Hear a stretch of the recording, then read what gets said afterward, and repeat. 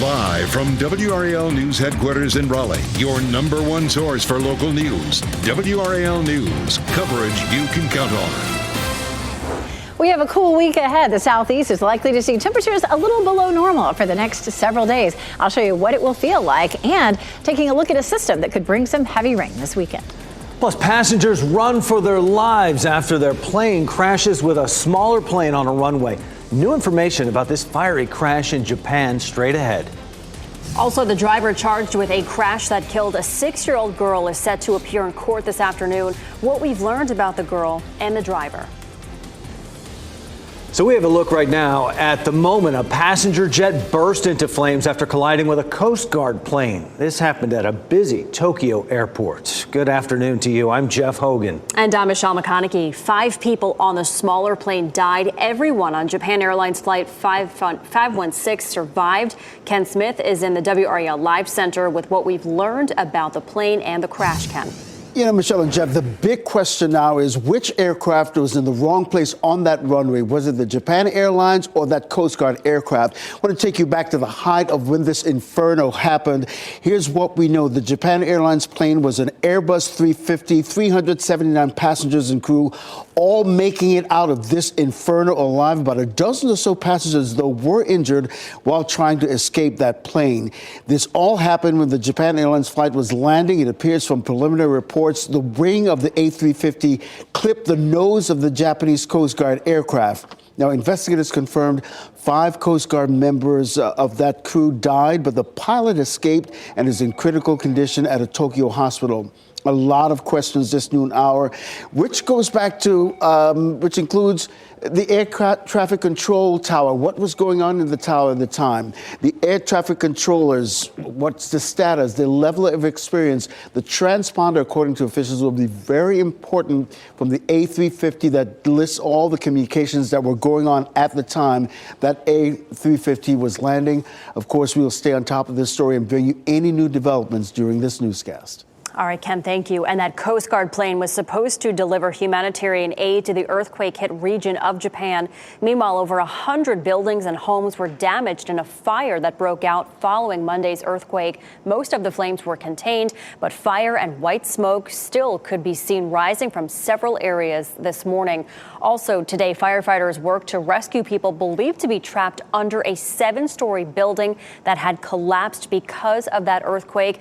The death toll associated with that quake now stands at 48. Happening within the next 90 minutes, a Cary man will face a judge after being charged with hitting and killing a 6-year-old girl Friday morning. WRAL's Chelsea Donovan is outside the Wake County Justice Center with this story. Chelsea. Jeff, 6-year-old Jocelyn Perez Hernandez was struck and killed, like you mentioned, on Friday near the 500 block of Walnut Street in Cary.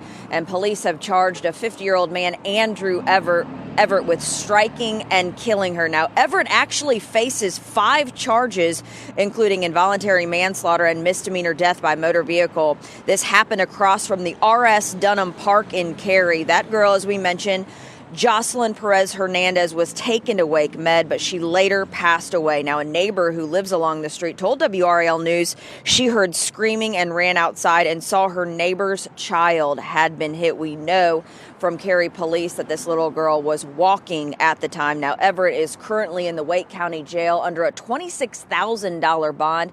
He's due in court at 1:30. Of course, we'll be there and bring you details in our later newscasts. Chelsea Donovan live in Raleigh for us this noon. Chelsea, thank you. Colder air is settling in, and that means freezing temperatures for most mornings this week. Elizabeth Gardner is in the WRAL Severe Weather Center with a look at who is likely to see temperatures in the 20s tomorrow morning. It was a chilly start this morning. Our temperatures, at least, were feeling like 20s in some places with the wind chill. We did drop down to low to mid 30s, but it'll be even colder tomorrow morning. It's chilly right now. 46 in Southern Pines, 49 Fayetteville, 47 Rocky Mount, 45 at South Hill. We'll only climb into the low 50s, but that's actually pretty normal normal for this time of year. Here's a look at our temperatures overnight tonight. 27 in Southern Pines, 29 Fayetteville and Clinton, 29 in Raleigh, 27 Rocky Mount, 28 South Hill, 25 in Roxborough. And this is going to be at least 5 degrees colder than what we saw this morning. Now, there was a little bit of a wind chill this morning. There probably won't be tomorrow morning, but still, it's going to feel awfully chilly. Our normal low is 32, so that 29 and below will be below normal. We're going to bounce up above normal by Thursday, and then on Friday and Saturday, we're back down below normal with more 20s in our forecast. Our afternoon highs will be fairly close to normal. We'll talk about what the month of January could typically look like. We take a look at a couple of systems. We have a system that's going to develop and move in across our area on Saturday. It looks like it's going to produce some heavy rain. We could see as much as 1.5 to 2 inches. The timing of this system will be critical to whether or not we see anything frozen. We're going to walk you through the timeline on Futurecast coming up in just a few minutes. Highway Patrol is investigating a head-on collision in Sampson County. This happened shortly before 9 o'clock on US 421 in Sampson County. Sky 5 flew over that scene near Plainview Highway, right across from Central Baptist Church. Emergency and fire crews were on that scene investigating. We'll let you know once the drivers have been identified. A Raleigh man is facing charges after nearly killing his 5-year-old child. Amir Devin Hines was arrested today and is charged with felony child abuse inflicting serious bodily injury. The arrest warrant says the child was abused so badly it caused the child's brain to hemorrhage. 24-year-old Hines is being held on $500,000 bond. New at noon, we're getting an update about the North Carolina baby who received the world's first partial heart transplant. WRAL's Brian Schrader is here with some good news, Brian. Michelle, we first brought you this story in 2022. Owen Monroe from Leland, North Carolina, was born at Duke University Hospital with a rare heart defect. The two main heart arteries were fused together as one, and he had a significant heart valve leak. Doctors didn't think Owen would live long enough to get the heart transplant he needed, so a team at Duke Health performed what is believed to be the world's first partial heart transplant. It used healthy arteries and valves from a heart that had muscle tissue too weak for a full transplant. And now we've learned it has been successful. A study published this morning in the Journal of the American Medical Association says the transplant led to 2 well-functioning valves and arteries that are growing normally with Owen. The doctors involved in that procedure are calling for a clinical trial to take that procedure to the next level and make it available to more patients. Some great news there. My goodness, that is amazing news. Brian Schrader, thank you so much. And happening now in the WRAL Live Center, Governor Cooper ordering all U.S. and state flags to half-staff position in honor of that slain Greensboro Police Sergeant Dale Nix. And you can see there's a live picture of the legislative building, the state flag, the U.S. flag at half-staff, again in honor of Sergeant Dale Nix, who was killed a couple of days ago. These flags will remain in this honorary position until sunset tomorrow. Sergeant Nix died when he was shot by a suspect stealing beer from a Sheetz in Greensboro. He was a longtime, well-respected member of the Greensboro Police Department for the last 23 years. Of course, this is a story that we will continue to follow here in the WRAL Live Center. Today, a new noise ordinance within Raleigh city limits could be approved. WRAL's Kelsey Coffey tells us how this could affect people who live near places like Glenwood South. The ordinance applies citywide, but it would obviously impact folks who live in areas like Glenwood South. This particular part of Glenwood Avenue is known for loud music and nightlife. Last month, the city council approved a new process for permitting clubs and other nightlife venues. The city says they received over 100 comments, all offering feedback for a noise ordinance. The city attorney's office made some revisions, including adding higher fees, upping penalties by at least $150. Another change was removing the noise ordinance during permitted special events. Now the question becomes, how loud is too loud? The answer, it depends. There are different rules based off of time of day and what type of noise is being created. City Council will meet about this today at 1 o'clock. Kelsey Coffey, WRAL News in Raleigh. Durham leaders are working to address homelessness in the city in the new year. At today's city council meeting, leaders there are looking to set aside money for various homeless services. The city manager is asking for authorization to help provide rehousing services, money for emergency shelters, and permanent supportive housing. That meeting gets underway tonight at 7. New restrictions start today for visitors to hospitals in the Triangle area. It's all in an effort to help slow the spread of the flu. WRAL's Laura Levine is at Wake Med in Raleigh with the new rules. Some people may have already noticed that masking is required at many hospitals once again, and now starting today, places like WICMED here behind me will be implementing these new restrictions to help protect the most vulnerable from RSV, flu, and COVID. Beginning this morning, visitors in all WICMED hospital patient care areas, including waiting rooms, must be at least 12 years old. Similar restrictions go into place for UNC hospitals, Chapel Hill, Hillsborough, and youth behavioral health campuses. Visitors 11 and younger are prohibited from all inpatient areas and all waiting rooms.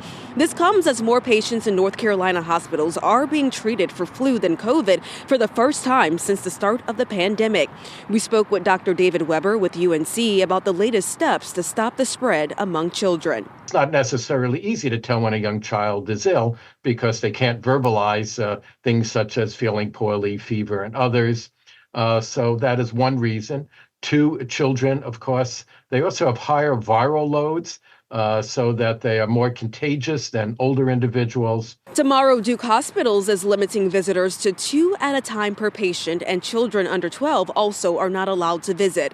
Dr. Weber says the flu peaks typically mid-January and February, but right now there's no sign of cases slowing down.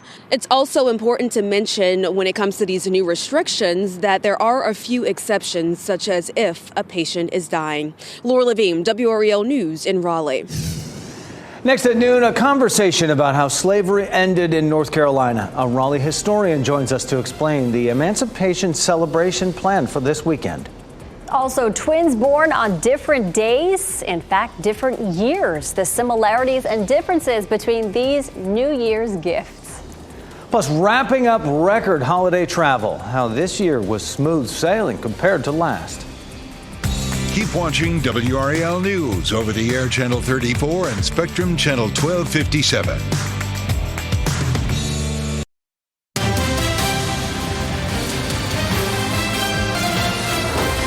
The City of Raleigh Museum is hosting an Emancipation Day this Saturday. The event teaches the community the unique history of ending slavery in North Carolina.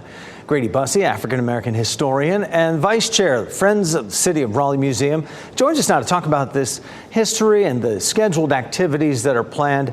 Grady, good afternoon to you. Happy New Year to you. Give us a little bit of the background of Emancipation Day in North Carolina. Yeah, so normally when we think about Emancipation Day, within recent years, we think about Juneteenth. But in actuality, as history tells its own story, Emancipation Day was actually celebrated January 1st after Abraham Lincoln pronounced the end of slavery in January 1, 1863. And so North Carolina has always celebrated the Day of Freedom, and it actually started in New Bern, North Carolina. And we have, for hundreds of years, actually been able to help tell the story about slavery and freedom. And we are going to do no different here at the City of Raleigh Museum this weekend. So what do people do when they celebrate Emancipation Day? Yeah, so, 100 years ago, while people continued to celebrate Emancipation Day, it was always a community gathering. They had parades, they had speakers, they had leaders, both African-American and white, would come out and speak. And they would also read both the Emancipation Proclamation as well as the Declaration of Independence. And so the City of Raleigh's museum has always been serious about showing new history, but also kind of bringing homage to our history pack. So this weekend, we have a tremendous amount of programming that is geared towards help telling the story about independence as well as slavery. So you're going to have the public can come out. What exactly is the museum planning for this? Yeah, so we actually have a bunch of different things throughout the week itself. We're starting, there is actually a trolley tour that's actually sold out. That actually helps tell the story about the Raleigh's impact as well as the Civil War in the African-American communities. There's a 35th U.S. colored infantry regiment encampment program that's going to be at the Top Green Community Center on the 6th this Saturday, and it's going to be people that are going to tell the experience of the African American soldier through Civil War. We also have story time for the children, and we lead up into our last one, an actual event with Mary Williams at Watch Night. She's extraordinary. She's going to help tell the story about the whole experience dealing with the civil rights, dealing with the after slavery, Emancipation Proclamation, and it's going to be truly a unique and extraordinary experience. Yeah, wealth of information there, and an important few days here coming up. We appreciate the history behind it. Grady Bussey, thank you so much for your time. Always a pleasure. A foreign exchange student from China who was reported missing last week in Utah has been found safe. The 17-year-old student was reported missing on Friday. Authorities said the student's family received a ransom note and believed that he was in danger, while he also believed his family was in danger. Police say that he was the victim of an apparent cyber kidnapping scheme to extort $80,000 from the student's family. The family paid the ransom before he was found. And Chicago police are investigating a real-life home alone case. On New Year's Eve, Chicago police discovered that 4 young kids were left home alone for the holidays. An 11-year-old boy flagged down an officer and reported that he was at home with 3 other children. Police followed the child to the home and found a 1-year-old boy, a 4-year-old girl, and a 7-year-old boy. Illinois law requires children be at least 14 years old to be left alone. Officers have not been able to find a guardian. And happening now in the WRAL Live Center, we now know where that winning Powerball lottery ticket was sold right here. This is a Food Castle convenience store in Grand Blanc, Michigan, in Genesee County. This is about an hour east of Lansing, Michigan. Of course, no one has come forward just yet. The Michigan Lottery won't be able to identify that person, of course, until that person or persons come forward. You recall, $842.4 million were up for grabs. Now, if the winner or winners take the lump sum, they can walk away with $425.2 million. The jackpot is the 5th largest Powerball jackpot in the U.S. Boy, somebody waking up a millionaire and starting the new year off right. Isn't that the greatest way to start? Thanks, Ken. Some twins share many things like looks and personalities, and most share the same birthday, right? But for one set of twins in New Jersey, they don't even share the same birth year. Ezra and Ezekiel Humphrey were born 40 minutes apart in New Jersey, and that's where the similarities end. Ezra was born at 11:48 p.m. New Year's Eve. Brother Ezekiel was born 12:28 a.m. New Year's Day 2024. The fraternal twins are different, not only in looks, but personalities. Ezra, 6 pounds, sleeps a lot. Ezekiel, 4 pounds, 15 ounces, doesn't stop moving. It feels like paperwork is going to be the most challenging, right? You tell somebody you've got twins, they want to write down the same date. Oh no, they're born different days, different years too. That's going to be confusing. And then they're going to say we're twins, and people are going to say you're lying. Okay, so the kicker here, Ezra now shares a birthday with his dad. Oh, my goodness. I love that so much. They're so cute. New Year's Eve babies. Yes. They are special. They are. I have twin brothers. I'm not a twin. I have brothers who are twins, Right. but they're identical. Right. They are very different. I have a They New are. Year's Eve baby. There you go. As well. Yes, it was So, just your you know what daughter's it's like? 21st. Yeah, I know, right? 21. Imagine that. Oh, boy. All right, meteorologist Elizabeth Gardner standing by now. We've got to talk weather. It's warming up out there slowly. Yes, very slowly. We take a live look at Fayetteville. It looks beautiful out there. Lots and lots of sunshine. I was out just a little while ago, and you know, that sunshine makes it feel good as long as it isn't windy, and it's really not. It was a bit more windy yesterday, making it feel a lot colder, but right now in the Triangle, it's 47. Our dew point's down at 25, so we have a very dry air mass in place, so we are completely cloud-free. In a couple of hours, we'll bounce up to 51. That'll be the warmest temperature. Once we hit sunset, we are dropping fast into the low to mid 40s around 6 or 7 o'clock. Our wind speed, though, dropping a little bit. You know, looking at northwest wind at 7 or 8 miles per hour for the next few hours. But once we get past sunset, those winds really die down, and we shouldn't end up with much wind. Shouldn't be a wind chill to deal with tomorrow morning. But sometimes when we see the winds die down, it allows our air to cool faster, and so that's just one of the reasons why we're expecting to see a lot of widespread 20 20s for tomorrow. So the temperature is on the left and the wind chill is on the right. Now, this is not a dangerous wind chill. It's just kind of an OG look. 46 in Southern Pines, but it feels like 42. Feels like 44 in Durham and Raleigh. It feels like 39 up in Roxborough. It's 47 in Rocky Mount, but it feels like 41. So it is feeling a little bit cooler than the actual temperature. 51 in Raleigh and Durham for the high this afternoon, and 53 in Fayetteville. We take a look at our cool week ahead. You can see pretty much the entire southeast shaded here in blue. Temperatures will likely be a little bit below normal, especially the overnight lows for the next 5 or 6 days. There's plenty of warmth that's back to the west or south of us, but we're not likely to see any of it. Our forecast low for tonight is 20s all across the board, from 25 in Roxborough to 29 in Fayetteville and Clinton, 27 in Southern Pines and Rocky Mount, 28 in Goldsboro. 32 is our normal low for this time of year. We'll be a little bit warmer Thursday morning at 37. We're going to have the potential for a quick sprinkle on Thursday morning. We're dry Friday, but boy, looking at wet conditions on Saturday. But look at that, 28. Boy, the timing of the rain will be important in terms of what we'll see. Now, even if we do see the cold temperatures as the precipitation begins, it is likely to be freezing rain and not snow, and it's not likely to be anything that would cause any impact. It's not going to be heavy enough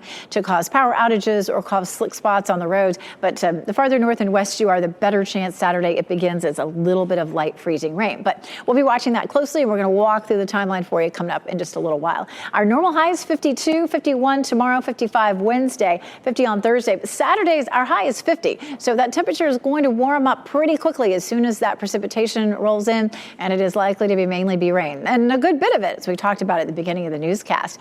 January at a glance, a little different than a lot of months. We get January as one of the only months. January and July, really, we see very steady normals. So our normal low right now, 31, and at the end of the month, it's 32. Our normal high, 50. At the end of the month, it's 52. So pretty much holding steady. It doesn't mean that our temperatures are steady all month. We still have a lot of ups and downs, but they're pretty equal ups and downs, and it just evens out to be low 50s for highs and right around freezing for lows. A little warmer at 55 Wednesday. There's a small chance of a sprinkle overnight. I'm going to walk you through that and show you how much rain, again, we could see on Saturday coming up.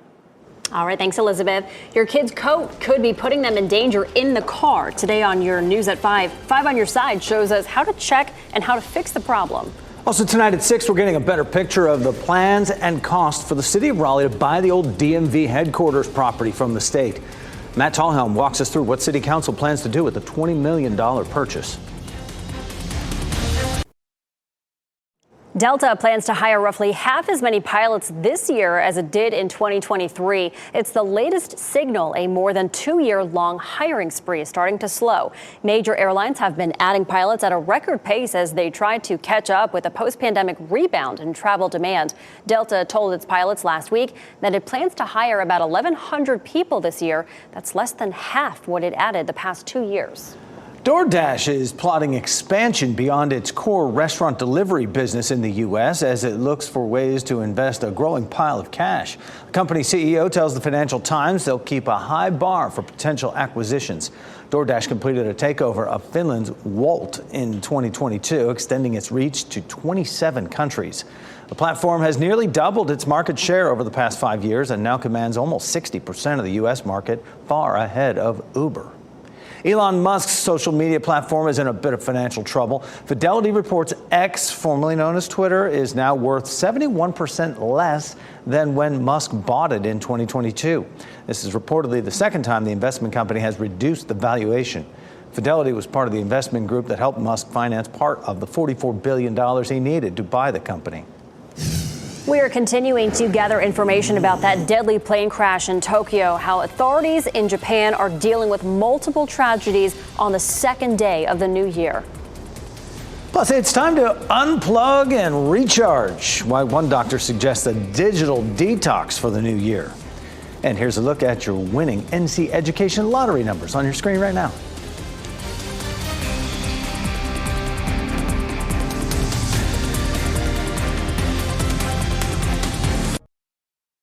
Shot in 4K ultra high definition. Your number one source for local news. WRAL News. Coverage you can count on. What you're seeing right here is the inferno that was caused by a collision between Japan Airlines Flight 516 and a Coast Guard plane. That's the one on fire there in Tokyo. 5 crew members on the Coast Guard plane were killed. The pilot survived with serious injuries. Everyone on the larger jet escaped. Greg Palcott reports the search for the cause will soon begin. A tragic accident on a Japanese airport runway causing multiple deaths on Tuesday. It happened at Haneda Airport in Tokyo. A packed Airbus plane taxiing on the runway was involved in a collision with a Japanese Coast Guard plane, apparently just landing at the airport. The collision triggering a massive fire. You can see it igniting here. The cabin almost immediately filled with smoke, but amazingly, all passengers and crew appear to have made it out alive. Japan Airlines informed Japan's Civil Aviation Bureau that 379 people, including 367 passengers and 12 crew members, had been safely evacuated. But the occupants of the other plane, Japanese service members returning from an aid mission, were not as lucky. Regarding the Coast Guard plane, 1 captain was evacuated, but 5 other crew members were confirmed dead. The accident happened in part because of another major disaster that happened yesterday in Japan. A massive 7.6 magnitude earthquake slammed a western region of the country New Year's Day, causing dozens of deaths and widespread destruction. That Tokyo airport is now closed as crews work to clear the runway. Officials say they'll get it running again as soon as possible to prevent any delays to the rescue and recovery mission. I was shocked. You never know what will happen. There was an earthquake yesterday, too. Once I got here, there's the fire. You just never know. Early reports are the Coast Guard plane was landing after giving aid to the earthquake victims. Greg Palcott reporting there, and Japanese officials say they still don't know the cause of the accident. Several agencies are investigating. Loved ones of an 82nd Airborne pilot badly hurt in a drone strike in Iraq are asking for your prayers. This is Garrett Illebrun. He lives in Pinehurst with his wife and son, and the drone attack happened on Christmas Day while Illebrun was at Erbil Air Base in northern Iraq. He is now in a hospital in Germany. A close friend told WRAL that he has a severe head injury and is still unconscious, but he's making progress. A GoFundMe is raising money to help the family give their son Tucker a treehouse Illebrun had arranged and to help outfit their home with the proper supports that he will need when he comes home. We're basically just going off of prayers and positive energy at this point that he can get reunited with his son, be there to raise him, be there with his wife. They're wonderful people. So if all you can do is pray, we would appreciate that. Anything you can give on the GoFundMe would help them. The Iran-backed attack that critically injured Illebrun and 2 other servicemen prompted President Joe Biden to order retaliatory strikes targeting affiliated groups. A link to the GoFundMe to help is in this story on WRAL.com. Today, Durham leaders will discuss spending more money to address high lead levels in public parks. Families still can't use portions of the parks because of those issues. These are parks at East End, East Durham, Walltown, Lyon, and Northgate parks. And the City Council wants to revise a contract to pay for more environmental testing. They'll discuss the $97,000 price tag during today's meeting, and we'll tell you what they decide. A section of a Raleigh Greenway trail will close for over 2 weeks starting tomorrow. That closure is along the Neuse River Trail. It's part of the Crabtree Interceptor project, which will repair a sewer pipe in that area.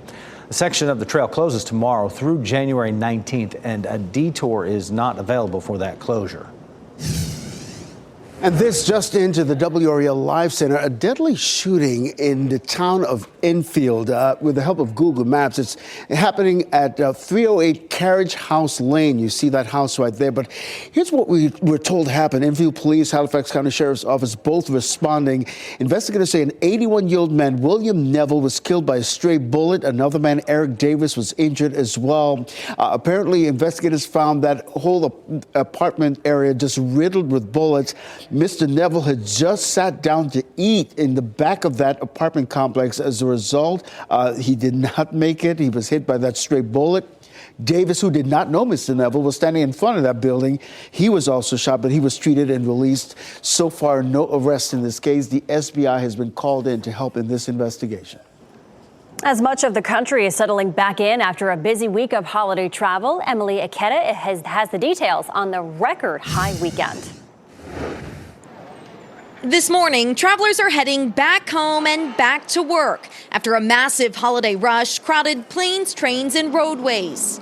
TSA screened more than 2.6 million passengers on 7 out of 10 days around Christmas. Lines weaving through airports over the long weekend in places like Orlando, Chicago, and Atlanta. Still, 2023 marked the lowest flight cancellation rate in 5 years, according to the FAA. Welcomed improvement from last Christmas when winter storms set off a cascade of problems that stranded travelers. Are you relieved you haven't been delayed? I'm relieved, believe me, especially with 3 kids. And while for many flying has been smooth sailing, there have been heightened security concerns over the holiday from the war in the Middle East. And early on New Year's Day, a scary scene in Rochester, New York. A fiery crash killing 2 and injuring others after 2 SUVs collided and hit a group of pedestrians near a concert venue. Authorities finding gas canisters in one of the cars, the FBI now part of the investigation. Elsewhere in New York, traffic backed up yesterday around JFK and LaGuardia airports by pro-Palestinian protests on one of the busiest air travel days of the year. And major server issues caused Amtrak disruptions in the Northeast over the weekend. My train has been delayed, and I don't know how I'm going to get there. In Florida, Ryan Lewis's family is relieved their travel nightmare is over after his 16-year-old son, flying alone for the first time, accidentally boarded the wrong flight. He says Frontier Airlines never scanned Logan's ticket, and he landed in Puerto Rico instead of Cleveland as a result. I could feel the fear in the text message. Like I could feel how scared he was. My heart pretty much sank at that point. Frontier apologized to the family and got Logan to Cleveland the next day. While New Year's capped off a record stretch of air travel, analysts say 2024 will be even busier. Wow, that was Emily Ikeda reporting. Just ahead for us, changing the rules when it comes to greenhouse gas emissions, what some companies could be forced to do in the future. And if you're still looking to make a New Year's resolution, doctors have some recommendations, what they are suggesting to help you with your mental health. And you can watch WRAL News live anytime on WRAL.com or the WRAL app on your TV or streaming device. Some big tech companies could be facing major case decisions this year. Antitrust cases are reportedly expected to be finalized this year against some businesses like Google and Meta Platforms. The Justice Department claims Google's search engine and ad brokering created monopolies. Closing arguments could begin in May. The Federal Trade Commission's suit against Meta claims the company weakened competition by acquiring potential rivals like WhatsApp and Instagram. Meta argues its acquisitions benefited consumers. A new rule could force companies to release the amount of greenhouse gas they generate. The Securities and Exchange Commission says companies need to disclose any climate change risks as a result of their produced emissions. Business leaders and those against the rule say it goes beyond the SEC's goal of regulating fair markets. Supporters say investors have the right to know the financial risk businesses may have because of climate change. The SEC is expected to finalize that ruling this spring. If you're still looking for a New Year's resolution, doctors are recommending a social media detox. Research from psychologists with the Cleveland Clinic shows scrolling through social media for more than 30 minutes a day could increase anxiety, loneliness, and depression. Doctors say taking a break might encourage people to be more present in life and improve relationships. They recommend turning off notifications, deleting apps, and making the whole family take part in the detox in order to stick with the resolution. A local HBCU makes its debut on the national stage. How the high-stepping Aggies rocked out at the Tournament of Roses parade. Also, a local award-winning composer and author are making beautiful harmony where you can enjoy a unique performance this week. Get ready for an unforgettable evening of jazz and literature. Composer Greg Gelb and author Trinity Bursey collaborate for a special show at the Temple Theater in Sanford. And this afternoon, we are joined by Greg and Trinity to talk about Jazz Tales. Guys, good afternoon. Thanks for joining me. Glad to be here. Okay, Greg, let's start with you. So your extensive biography, very impressive, composer, musician, educator, and the founder and director of the Heart of Carolina Jazz Orchestra, among other things. Tell us what drew you to this specific project. Well, I got an email from Trinity, and I didn't know who it was. And she said she's written a book that she thinks would go well with music. And I was like, okay, well, let me see the book. And as soon as I saw it, she sent it to me. It was like, oh, wow, I can see how this can fit. Oh, my goodness. I love it. Okay, Trinity, let's talk about that book. Your book shows and helps readers and listeners learn that there is beauty and diversity. So tell us about the day that instruments split. Yes. So the day the instruments split starts out with live instruments who are playing beautifully together. They're all getting along. When one day they figure because they're different, they shouldn't play together. And because of that, chaos just erupts over the whole town. And it's up to Lyric, the star of the book, and her friends to help them realize that they really are better together. And it helps us as readers realize that we're better just as people together. I love that so much. I love that message. And we understand that you'll be reading this book during the performance on Friday. Greg, you've written new music for the Heart of Carolina Jazz Orchestra, specifically for Jazz Tales. How will the themes of the book and performance really come together? Well, we were talking the other day, Trinity, and she said, sometimes it helps when you're writing music if you have a story. And because, this music just came to me so quick. It's the quickest I've ever written new music. And it's just because I had a story, the instruments, when they're playing together, you can think of beauty and happiness. And when they're not playing together, you can think of all the dissonance. And so I just had so much fun being able to write music for this. What has been your favorite part of working together on this? I would say it's just seeing different ways that a story can come to life. We have animation team that's animating the book for us. We have the music by Greg and the orchestra. I just feel like it's beautiful how everyone's talents have come together to make this amazing concert. Oh my goodness. And Greg, what about you? What's been your favorite part? Well, my favorite part is the fact that we need a story like this nowadays. Because people, if they're different, they don't seem like they want to get along, and that's just crazy. We should be all getting along and appreciating our differences and accepting diversity. It just makes our whole culture, I think, so much richer. So her story, I think, is so appropriate. Absolutely. A beautiful collaboration. Do not miss your chance to catch Jazz Tales, Literature and Music Unite in Harmony this Friday at the Temple Theater located at 120 Carthage Street in Sanford. Tickets are $20 for ages 17 and older. 16 and under are $10. Greg Gelb and Trinity Bursey, thank you so much for joining us and have fun with this. Thank you. Thank you. Of course. It's natural for an audiobook, right? I mean, that's so great. And we're going to sing the tune of Sunshine outside right now. Elizabeth Gardner in the WRAL Severe Weather Center, and the temperatures have come up a little bit. Yeah, it's starting to warm up. That sunshine feels good. It's not as windy as it was yesterday and the day before. So it's, not too bad out there. Our high temperature is going to be near normal for this time of year. It is January.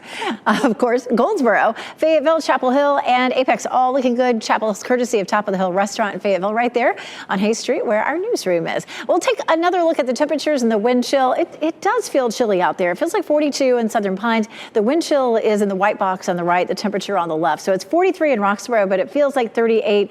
It's 47 in Rocky Mount, but feels like 41. So a little bit of a breeze out there, making it feel a little cooler than it actually is. A significant system is coming for us over the weekend. We're looking at wintry weather with this, especially in the mountains, up into Virginia, all the way up through the Northeast and into New England. We're looking at rain here. There's a small chance that if the rain starts early enough, it would start as a little bit of light freezing rain, but we're not expecting any impacts here. However, there could be some travel impacts with this, especially as it moves north and east, dumping a lot of snow as a nor'easter over the weekend. You take a look at what's happening across the country right now. It's nice and quiet, but we are going to see a little coastal low that develops for Wednesday night and Thursday. Different system than the one that's going to affect us on Saturday. This one's just going to kind of clip us. First thing on Thursday morning, just to the south and east of Raleigh, there could be a little bit of light rain. It's not going to really hardly be enough to measure in the rain gauges. This will be a very light event. Most of us will sleep through it, but if you're early risers like some of us in the morning, and you're south and east of Raleigh, you could see a little bit of that late Wednesday, early Thursday. But this one is going to be the big deal for us on Saturday. We'll likely have a lot of heavy rain with this. On the backside of it, it may change over to snow in the mountains. It may start as snow in the mountains. The mountains probably going to get some rain out of this too. Let's take a look at the timeline. We'll pause it right here at 6 a.m. and you can see the western part of the state showing showing up as pink. That's going to be a wintry mix, some sleet, some freezing rain, maybe a little snow mixed in. You can see the blue, some of the higher elevations in the mountains seeing some snow.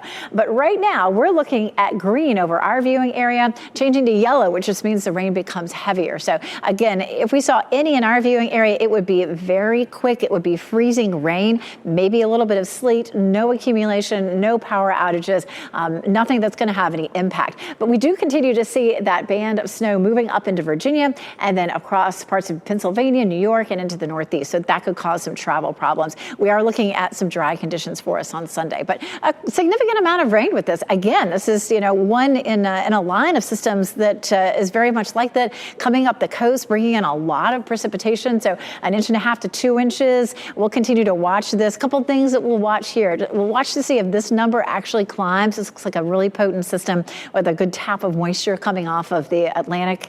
And of course, we'll also watch to see the timeline, because if it comes in a little bit earlier, we'd have a better chance of seeing a little bit of light freezing rain. Still don't think any of this is going to be snow for us. Look at that. We're at a 0% chance of an inch of snow. But Boone has a 94% chance, and you can see that we have a 60 to 80% chance as that moves up into the Northeast. Our high this afternoon, 51, 55 Wednesday. We are looking at a high of 50 on Saturday. So again, any freezing temperatures would be short-lived for us on Saturday.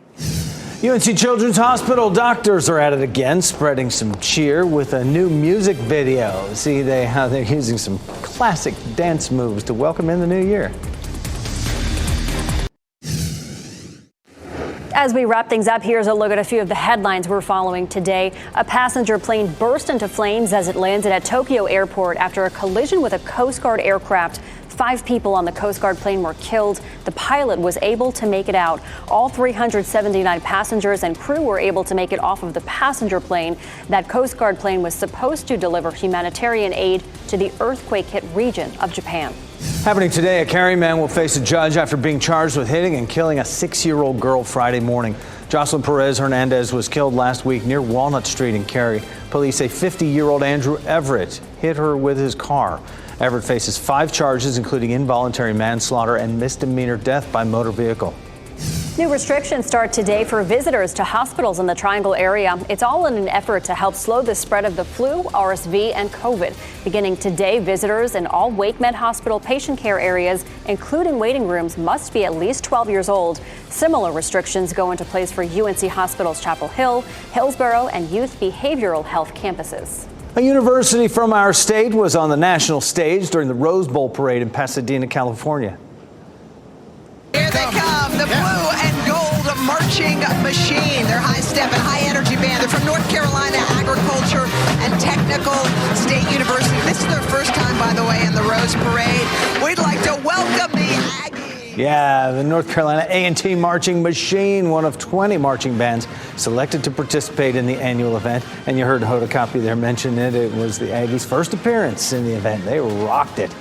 Michigan, meantime, topped Alabama in overtime when the Rose Bowl played. It was 27-20 Wolverines. Oh, this will make you smile. The doctors at UNC Children's dancing their way into the new year with a music video. The team at the Chapel Hill Hospital hoping to spread a little cheer while thanking doctors and staff who work tirelessly for patients and their families. The video was also a farewell for Dr. Gold, who you saw there doing the Dirty Dancing lift. Pet of the day is the ultimate survivor, Walter. He was abandoned and left to fend for himself, but he made friends in the neighborhood, dug a hole for he and a buddy to sleep in during the cold weather. He's a heartworm-positive pup, but he's finished his pre-medication. If you're looking for a loyal friend, Walter's your guy.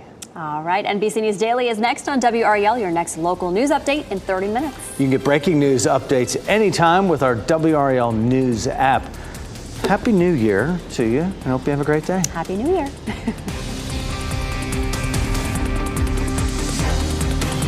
Keep watching WRAL News over the air Channel 34 and Spectrum Channel 1257.